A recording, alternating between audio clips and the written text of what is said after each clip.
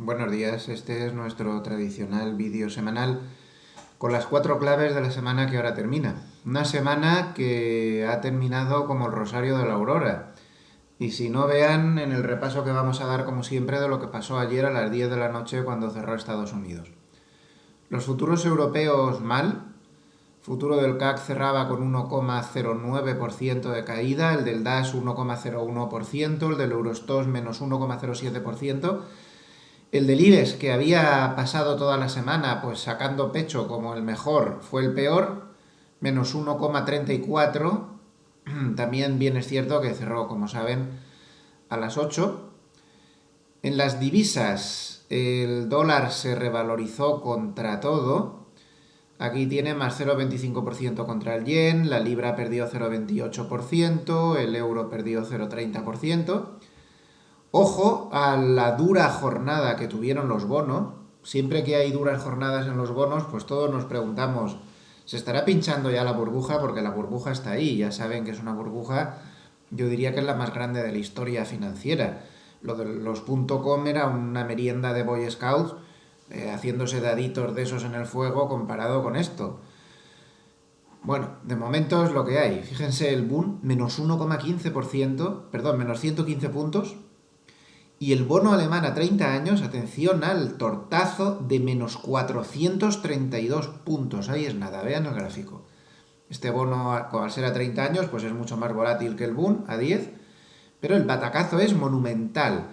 Ha caído desde el día 8, en 2 jornadas, desde los 194 hasta 185. Casi nada. Y además rompiendo un rango lateral muy duro que dio en agosto, aquí lo tienen, y está rompiendo por debajo. Bueno, ya veremos. Pero el pinchazo de la burbuja de bonos, el día que llegue puede ser bastante duro. La deuda periférica fue una jornada también muy mala. La deuda periférica tuvo el peor día desde que tuvimos las convulsiones del Brexit y cayó con mucha fuerza. No solo fueron los bonos de Europa Central, como podrían ser los alemanes. Pero sigamos con el repaso porque falta lo peor, Estados Unidos. Ojo, porque tras muchísimos días de mini rango, mini sesiones, ya decíamos que eso era alucinante, al final por algún lado tenía que romper y ha roto por debajo y con muchas ganas. Menos 2,60% el futuro del Standard Poor's, menos 2,33% mini Dow Jones, menos 2,64% el Nasdaq. Unas caídas muy severas, hacía mucho tiempo que no se veía esto y luego lo veremos, pero la ruptura pues es un poquito complicada. Vamos con las claves de la semana. En primer lugar, el BCE está muy claro que las palabras de Draghi pusieron la guinda a lo que iba a venir después, o más bien el aperitivo, mejor dicho, a lo que iba a venir después. Aquí habló Draghi y no gustó lo que dijo. Sinceramente, no sé qué quería el mercado que dijera Draghi. Draghi se limitó a decir pues que de momento hay que esperar, que hay muchas medidas encima de la mesa, las compras de activos en la QE pues son tremendas, demasiado tremendas me parece a mí, porque están creando esa burbuja que comentábamos antes de muy graves dimensiones, y que estaba estudiando pues medidas para dar mayor fluidez a las compras. Con eso se refiere a que no hay deuda pública ya que comprar prácticamente, casi el 60% de la deuda alemana, con esa locura de subida que hemos tenido. Solo desde aquí este gráfico de 30 minutos, tendría que echarlo más atrás, pero fíjense lo que ha subido solo desde el mes de junio, es que es una barbaridad. Bueno, pues él dijo que hay problemas para comprar deuda, el 60% de la deuda alemana, como decía, pues está fuera de los requisitos del Banco Central Europeo y que ellos estaban viendo algunos mecanismos pues para ver la posibilidad de que sea más fluida la compra. El caso es que lo que menos gustó al mercado, un mercado yonki, un mercado que necesita más dosis de droga cada vez, ya tiene el efecto tolerancia, es poca droga, necesita mucha más, se desplomó porque, bueno, luego lo recuperó, pero hubo momentos de desplome, se desplomó porque Draghi dijo que no se había considerado siquiera la posibilidad de una extensión de la QE. Y por eso saca el mercado. Bueno, entonces, ¿qué tenemos que hacer? Cada vez que aparezca Draghi, tiene que subir hasta el infinito y más allá, hasta que recompre hasta los boletos de la tómbola de Navidad, esos que te dan un peluche si te toca. Ya no sé qué quiere el mercado. Si ese es el requisito para que el mercado suba, pues lo tenemos mal. Lo tenemos mal y deberíamos empezarnos a preocupar, porque yo no creo que Draghi hiciera nada malo. Al revés, si está haciendo algo malo es comprar demasiada deuda. Y el mercado quiere más y más y más y más y más. Bueno, pues esta fue una de las claves de la semana. La clave número 2 es evidente que es el desmadre que tiene la Reserva Federal. Yo cuando era crío, pues había un espectáculo cómico taurino que se llamaba El empastre del bombero torero. Pues Yellen ha montado algo así en la Reserva Federal, tras unos mandatos de gente que lo hizo pues bastante bien en cuanto a la comunicación con los mercados. No voy a entrar en otras cuestiones de la política económica, como fueron Greenspan o Bernanke. Pues ha llegado esta persona que no consigue terminar de pagar la novatada. Ya lleva bastante tiempo, pero no controla la situación, no sabe cómo transmitir a los mercados están completamente desconcertados, y más que ella es el grupito de presidentes de la Reserva Federal que la rodean. Lo de esta gente es alucinante, cada uno dice una cosa, se pasan el día dando conferencias, cada día cuando menos te lo esperas tienes una declaración. Todos estos bandazos que vemos aquí del euro ya prácticamente corresponden a declaraciones de esta serie de personajes.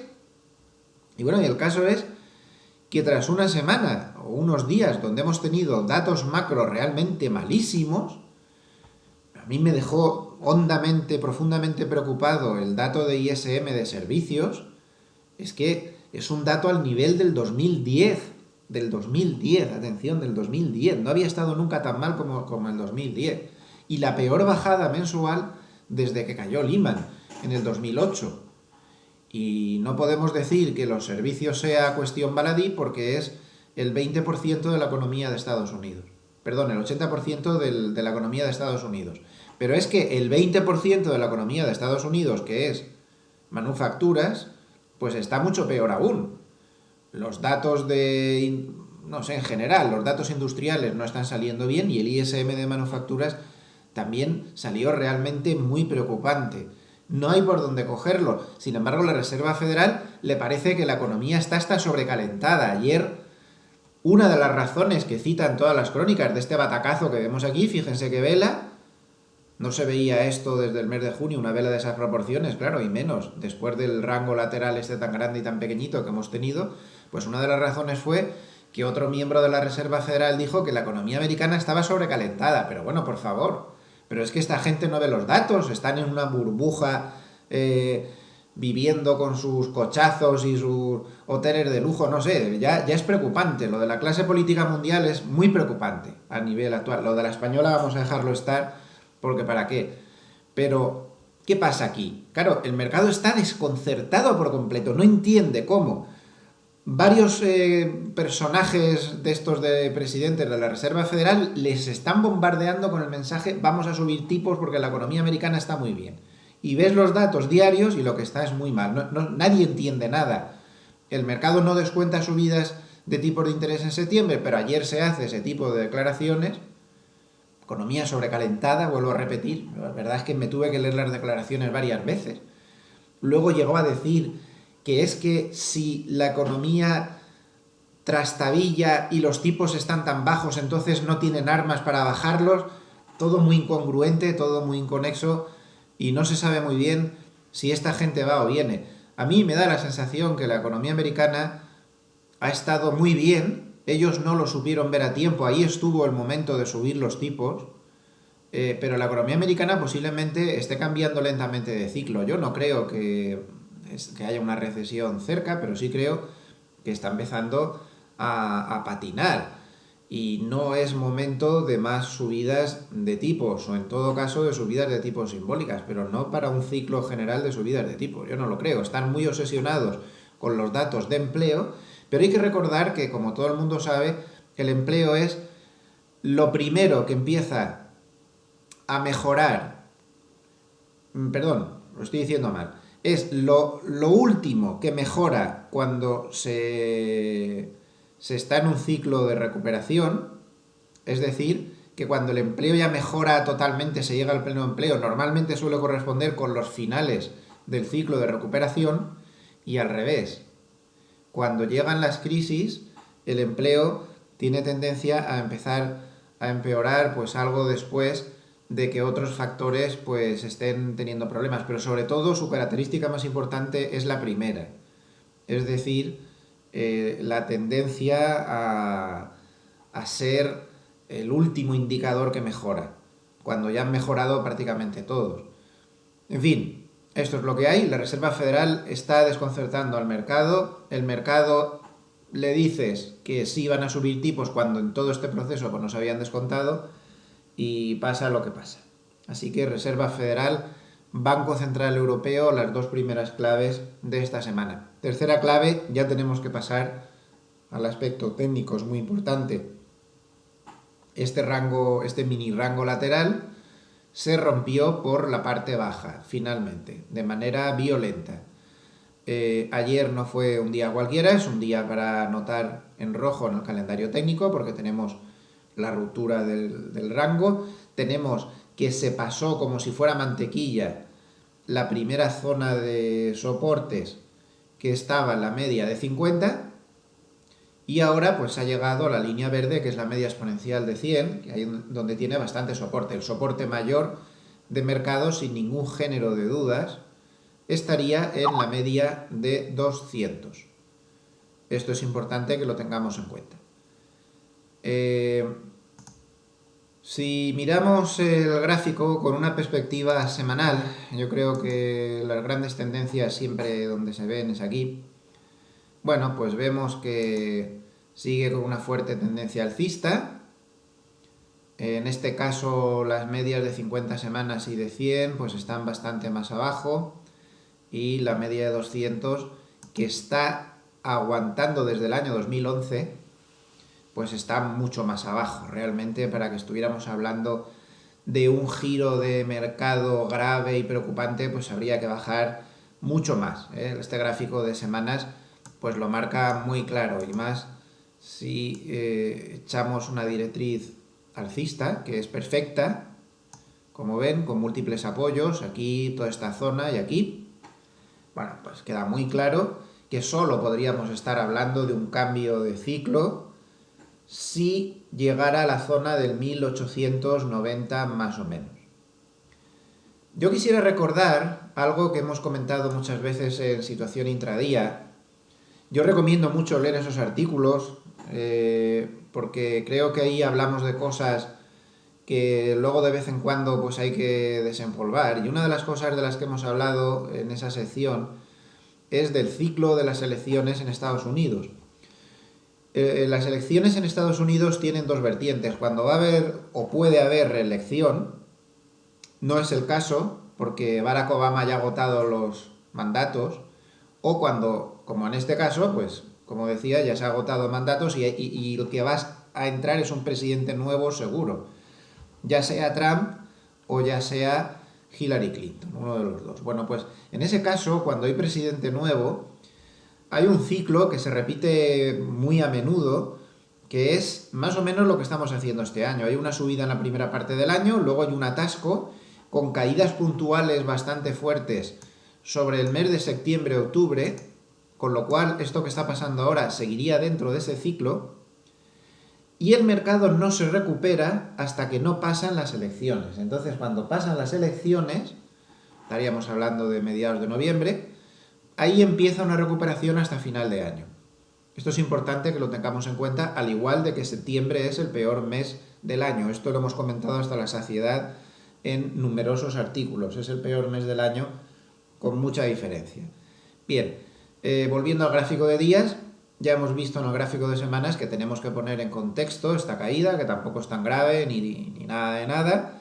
Es una corrección, por otro lado, yo diría que hasta tremendamente necesaria porque el grado de sobrecompra que se había alcanzado con tanta subida y luego esta corrección ridícula ahí en lateral, pues había sido bastante importante. A destacar que las crónicas que estoy leyendo del cierre de ayer de Estados Unidos, además de hablar de todo esto de la Reserva Federal, del contagio de Europa, también hablan de lo que pasó en Corea del Norte, que influyó en la sesión, esas pruebas nucleares, la prueba nuclear de mayor potencia realizada nunca por el chalado que está al mando del país, un señor que lo que debería hacer es ir a un psiquiatra de manera urgente, pero que ahí lo tenemos, dando pruebas nucleares y haciendo pasar hambre a su pueblo. En fin, esta caída, como es evidente, tuvo un reflejo enorme en los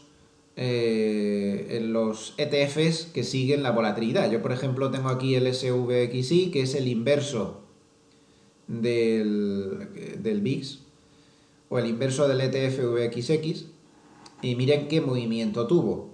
Fue un movimiento muy duro, esto significa una subida de volatilidad enorme. Si vemos, por ejemplo, el VXX, que este sí que sigue la volatilidad. A ver, un momento, aquí lo tienen. Bueno, pues vemos que el VXX, que llevaba una racha, la media de 200, esto es un gráfico de 30 minutos, la media de 200 es la línea amarilla, como ven, pues llevaba mucho tiempo, como es su norma habitual, cayendo, por debajo de la media de 200, algún escape puntual, pero ayer, aquí lo vemos, rompió con mucha fuerza la media de 200 al alza. Y es que el VIX pues tuvo una subida realmente muy fuerte. El VIX tuvo una subida que le llevó a niveles pues no vistos desde junio, como pasa también con su réplica en ETF, que es el VXX. Aquí lo tenemos. El VXX está al nivel mayor desde primeros de agosto. El VXX, recuerdo que es un ETF, para ser exactos es un ETN, que es un ETF pero que no compra los activos como hacen los ETFs, sino que los replica virtualmente. Pero bueno, con lo que nos tenemos que quedar es con la gran subida de la volatilidad que ha hecho cambiar de posición, de dirección al VIX y a los ETFs que le replican. Sigamos, y la cuarta clave de la semana para mí, y muy importante, y me sorprende que se le ha dado muy poca importancia en los medios, sobre todo los españoles, y lo he visto bastante comentado en los medios europeos, es que el Eurostoxx 50 y también el Stoxx 600, que es un índice muy seguido por las manos fuertes, pues había llegado a grandes resistencias. Aquí tienen el gráfico del Eurostoxx 50. Esta zona de resistencias pues ha sido atacada desde el mes de enero pues en 7 ocasiones. No era un nivel nada fácil y no es nada raro, ni nada normal, ni nada de momento preocupante, técnicamente hablando, el que le haya salido un papelón de mucho cuidado a su altura. Lo ha intentado, en primer intento, después de 3 meses sin acercarse, pues era francamente difícil, no lo ha conseguido, pero de momento en la caída, bueno, no ha perdido la media de 200, que es este nivel que tenemos aquí, más o menos en los 3.000 puntos, un poquito por debajo. Si perdiera la media de 200 ya sería más preocupante porque nos podría indicar que se va al centro o a la parte baja del canal lateral una vez más. Es muy importante que no perdamos de vista, porque a veces las ramas no nos dejan ver el bosque, que no perdamos de vista lo que está pasando de verdad en Europa, y es tan fácil como comprimir el gráfico del futuro del Eurostoxx. Está muy bien este movimiento lateral que nos permite hacernos muchas ilusiones, pero si apretamos el gráfico pues vemos así que sigue respetando una directriz bajista muy fuerte y que está lejísimos de los niveles que llegó a alcanzar en abril del 2015 con una estructura completamente bajista. Aquí no hay estructuras alcistas por ningún lado. Y si nos colocamos, que se está hablando mucho en prensa de los bancos, con una invitación a hipotecar la casa para comprar bancos, pues por favor, antes de lanzarse a hipotecar esa casa, miren este gráfico. ¿Dónde está la tendencia alcista de los bancos? Pues en ningún sitio. Lo que tienen es un rebote fortísimo, eso sí, porque la sobreventa había llegado a ser descomunal. Imagino que si ponemos aquí un estocástico, pues nos vamos a caer del susto a donde había llegado la sobreventa, como vemos aquí. Una sobreventa enorme, bueno, pues alguna vez tenía que corregir, pero si ponemos el gráfico en contexto, vemos que de tendencia alcista nada. Está ahora mismo chocando contra la media de 200. Este es el sectorial del Stoxx 600, el SX7P. Bueno, pues choca ahí contra la media de 200 desde hace casi 6 o 7 sesiones y tiene que subir mucho para que esto de verdad tenga la más mínima traza alcista. En todo caso, sí podemos ver como aspecto positivo que ha roto la directriz bajista principal, que venía desde julio del 2015. Si echamos unos retrocesos de Fibonacci, aquí los tenemos, pues vemos que simplemente para llegar a un 38.2 ha caído tanto que solo para llegar a un 38.2% aún podría llegar a subir el índice hasta 160, donde a su vez vuelve a tener fuertes resistencias de nuevo. Si pasara esta media de 200, podría llegar hasta 160 tranquilamente, donde tiene resistencia, y debemos fijarnos en la directriz alcista, y si la pierde ya debemos ser prudentes. ¿Por qué me estoy fijando especialmente en el sector de bancos? Bueno, pues porque en estos tiempos donde suenan tambores de subidas de tipos, este sectorial es el único que se salva. De ahí que el IBEX, pues hasta la sesión final, y lo tenemos, pues había tenido una semana mucho mejor que los demás, menos en esta sesión final que se ha estropeado un poco la fiesta. El sectorial bancario, pues como ven, aguantó el tipo bastante bien. Este es el gráfico más corto de 30 minutos, tiene una resistencia en la zona 150, y la tienen. Esa resistencia le está parando, pero bueno, no tiene un mal desempeño porque es de los pocos sectores a los que beneficia todo esto de que el BCE no tome más medidas y que la Reserva Federal pues se muestre más agresiva en todo el tema de subida de tipos. Y nada más, que una vez más se me ha ido demasiado la extensión. Tienen ustedes todo el derecho a decir que soy un pesado. Buen fin de semana. Hasta el lunes. Banco Central Europeo, las dos primeras claves de esta semana. Tercera clave, ya tenemos que pasar al aspecto técnico, es muy importante. Este mini rango lateral se rompió por la parte baja, finalmente, de manera violenta. Ayer no fue un día cualquiera, es un día para anotar en rojo en el calendario técnico porque tenemos la ruptura del rango, tenemos que se pasó como si fuera mantequilla la primera zona de soportes que estaba en la media de 50 y ahora pues ha llegado a la línea verde, que es la media exponencial de 100, que ahí donde tiene bastante soporte. El soporte mayor de mercado, sin ningún género de dudas, estaría en la media de 200. Esto es importante que lo tengamos en cuenta. Si miramos el gráfico con una perspectiva semanal, yo creo que las grandes tendencias siempre donde se ven es aquí. Bueno, pues vemos que sigue con una fuerte tendencia alcista. En este caso las medias de 50 semanas y de 100 pues están bastante más abajo, y la media de 200, que está aguantando desde el año 2011, pues está mucho más abajo. Realmente, para que estuviéramos hablando de un giro de mercado grave y preocupante, pues habría que bajar mucho más. Este gráfico de semanas pues lo marca muy claro, y más si echamos una directriz alcista, que es perfecta, como ven, con múltiples apoyos, aquí, toda esta zona y aquí.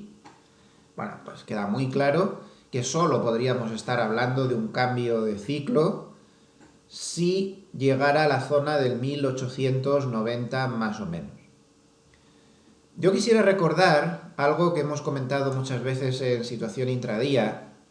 Yo recomiendo mucho leer esos artículos porque creo que ahí hablamos de cosas que luego de vez en cuando pues hay que desempolvar. Y una de las cosas de las que hemos hablado en esa sección es del ciclo de las elecciones en Estados Unidos.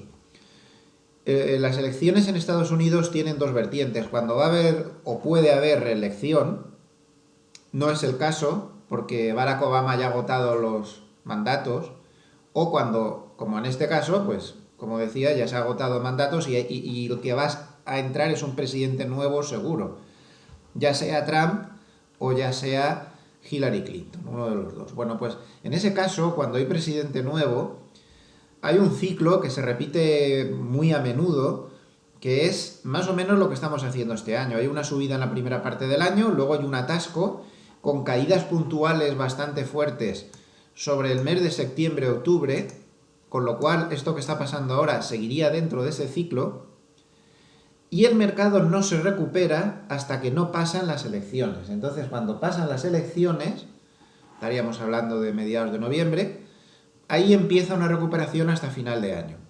Esto es importante que lo tengamos en cuenta, al igual de que septiembre es el peor mes del año. Esto lo hemos comentado hasta la saciedad en numerosos artículos. Es el peor mes del año con mucha diferencia. Bien, volviendo al gráfico de días, ya hemos visto en el gráfico de semanas que tenemos que poner en contexto esta caída, que tampoco es tan grave ni nada de nada. Es una corrección, por otro lado, yo diría que hasta tremendamente necesaria. Buenos días, este es nuestro tradicional vídeo semanal con las 4 claves de la semana que ahora termina. Una semana que ha terminado como el rosario de la aurora. Y si no, vean en el repaso que vamos a dar como siempre de lo que pasó ayer a las 10 de la noche cuando cerró Estados Unidos. Los futuros europeos mal. Futuro del CAC cerraba con 1,09% de caída, el del DAX 1,01%, el del Eurostoxx menos 1,07%. El del IBEX, que había pasado toda la semana pues sacando pecho como el mejor, fue el peor, menos 1,34. También bien es cierto que cerró, como saben, a las 8. En las divisas, el dólar se revalorizó contra todo.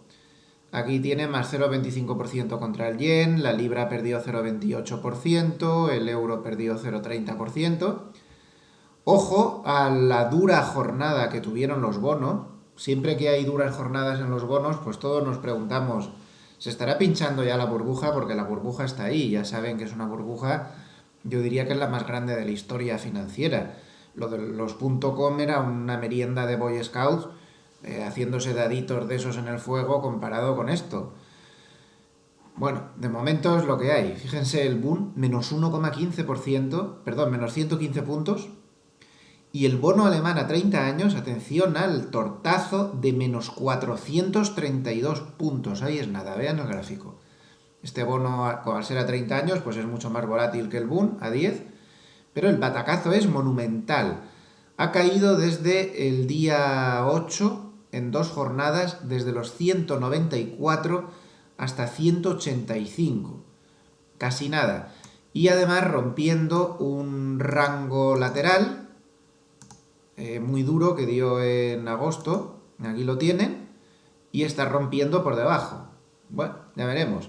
Pero el pinchazo de la burbuja de bonos, el día que llegue puede ser bastante duro. La deuda periférica fue una jornada también muy mala. La deuda periférica tuvo el peor día desde que tuvimos las convulsiones del Brexit y cayó con mucha fuerza. No solo fueron los bonos de Europa Central, como podrían ser los alemanes. Pero sigamos con el repaso porque falta lo peor, Estados Unidos. Ojo, porque tras muchísimos días de mini rango, mini sesiones, ya decíamos que eso era alucinante, al final por algún lado tenía que romper y ha roto por debajo y con muchas ganas. Menos 2,60% el futuro del Standard & Poor's, menos 2,33% mini Dow Jones, menos 2,64% el Nasdaq. Unas caídas muy severas, hacía mucho tiempo que no se veía esto, y luego lo veremos, pero la ruptura pues es un poquito complicada. Vamos con las claves de la semana. En primer lugar, el BCE. Está muy claro que las palabras de Draghi pusieron la guinda a lo que iba a venir después, o más bien el aperitivo, mejor dicho, a lo que iba a venir después. Aquí habló Draghi y no gustó lo que dijo. Sinceramente, no sé qué quería el mercado que dijera Draghi. Draghi se limitó a decir pues que de momento hay que esperar, que hay muchas medidas en bajada mensual desde que cayó Lehman en el 2008. Y no podemos decir que los servicios sea cuestión baladí porque es el 20% de la economía de Estados Unidos. Perdón, el 80% de la economía de Estados Unidos. Pero es que el 20% de la economía de Estados Unidos, que es manufacturas, pues está mucho peor aún. Los datos no sé, en general, los datos industriales no están saliendo bien y el ISM de manufacturas también salió realmente muy preocupante.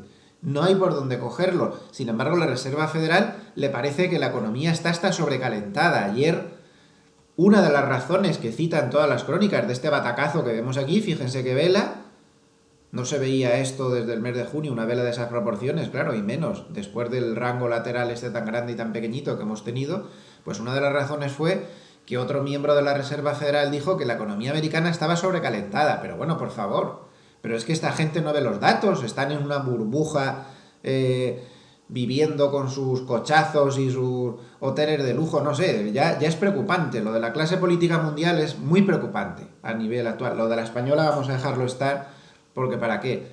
Pero, ¿qué pasa aquí? Claro, el mercado está desconcertado por completo, no entiende cómo varios personajes de estos de presidentes de la Reserva Federal les están bombardeando con el mensaje vamos a subir tipos porque la economía americana está muy bien. Y ves los datos diarios y lo que está es muy mal. Nadie entiende nada. El mercado no descuenta subidas de tipos de interés en septiembre, pero ayer se hace ese tipo de declaraciones. Economía sobrecalentada, vuelvo a repetir. La verdad es que me tuve que leer las declaraciones varias veces. Luego llegó a decir que es que si la economía trastabilla y los tipos están tan bajos, entonces no tienen armas para bajarlos. Todo muy incongruente, todo muy inconexo y no se sabe muy bien si esta gente va o viene. A mí me da la sensación que la economía americana ha estado muy bien, ellos no lo supieron ver a tiempo, ahí estuvo el momento de subir los tipos, pero la economía americana posiblemente esté cambiando lentamente de ciclo. Yo no creo que haya una recesión cerca, pero sí creo que está empezando a patinar.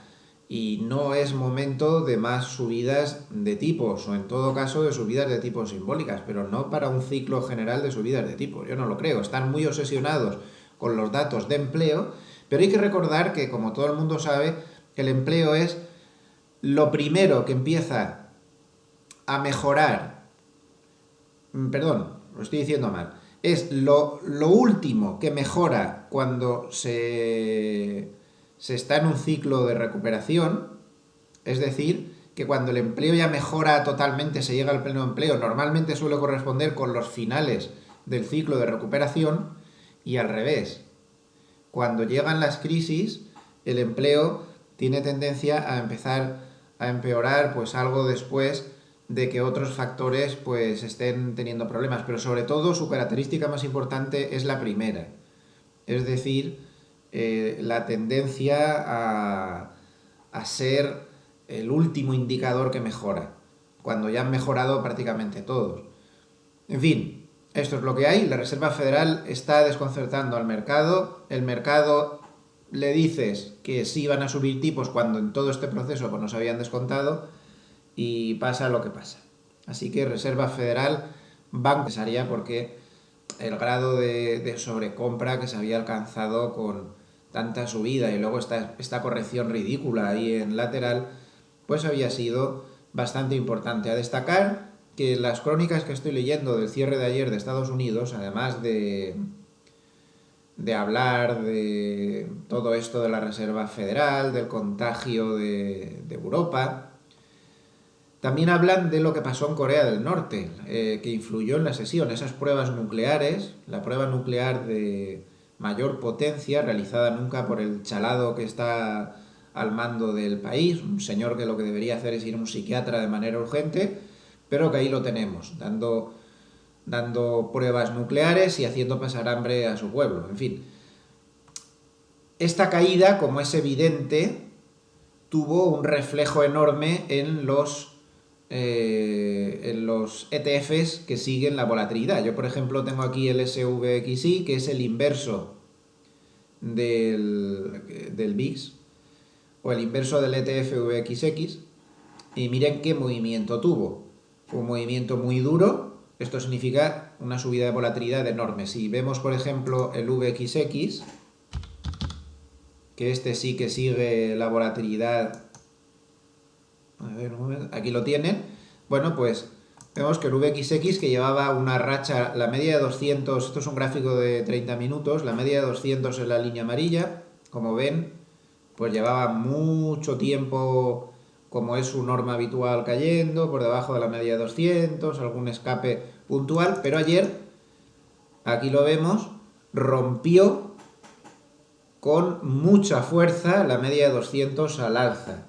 Y es que el VIX pues tuvo una subida realmente muy fuerte. El VIX tuvo una subida que le llevó a niveles pues no vistos desde junio, como pasa también con su réplica en ETF, que es el VXX. Aquí lo tenemos.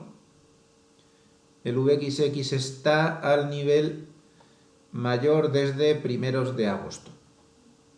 El VXX, recuerdo que es un ETF, para ser exactos es un ETN, que es un ETF pero que no compra los activos como hacen los ETFs, sino que los replica virtualmente. Pero bueno, con lo que nos tenemos que quedar es con la gran subida de la volatilidad que ha hecho cambiar de posición, de dirección al VIX y a los ETFs que le replican.